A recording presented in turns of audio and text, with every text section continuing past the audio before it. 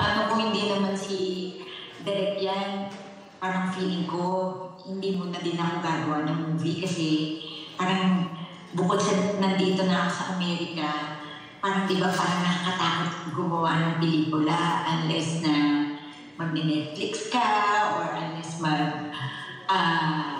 yung ibang klaseng genre naman. Kasi alam naman natin ang buhay ngayon, di ba? Hindi na ganun talaga yung movie industry.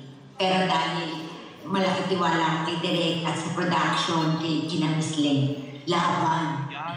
Sabi ko, ay, okay lang ba sa'yo na makita yung mga tattoo, keloids, di ba? Ang dami niya kasi. Direk, kasi ganyan talaga yung mga nakikita ko doon sa ano yung mga totoo. Bakit? Wag na natin itago.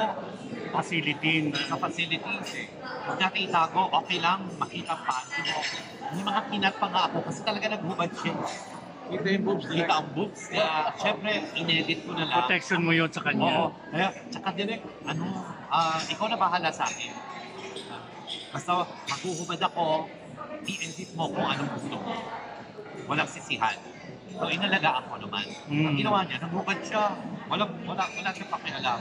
Kasi nasa in character siya nun eh.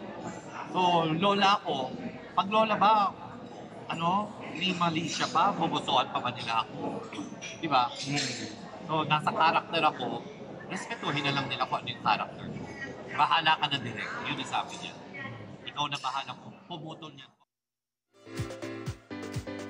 Yun. Alam niyo mga friendship, di ba? Ang isang artista, kapag gumagawa ng pelikula, sinisigurado din nila na may tiwala sila sa direktor. Tama. Di ba? Kaya sabi niya, parang daw siyang gumawa ng pelikula before dahil alam naman niya mga resulta sa takila ng ilang mga pelikula hindi kumikita. Pero ito dahil nga nagtitiwala siya kay Direk Louie, na para kay Direk Louie, siya ay ang kanyang best actress. Di ba? Ganun kalaki tiwala kay Direk Louie. Tapos si Direk Louie lang din nakapag-convince sa kanya, o bahala ka na Direk, kung maghubad ako, pito yung bubchina ni Hindi, sa area ay, di ba?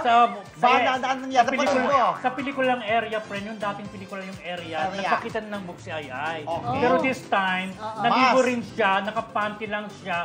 Pero, kumbaga, lahat ng anggulo, bahala na lang si Direk mag-alaga sa kanya. So, maganda yung execution. Oo, hindi mahala yun. Maganda yung pelikula, friend. Napalabas na sa July 26, ha? Pero yes, kung napanood yan, talagang ibang Ai, pang-award. Pang best actress, di ba?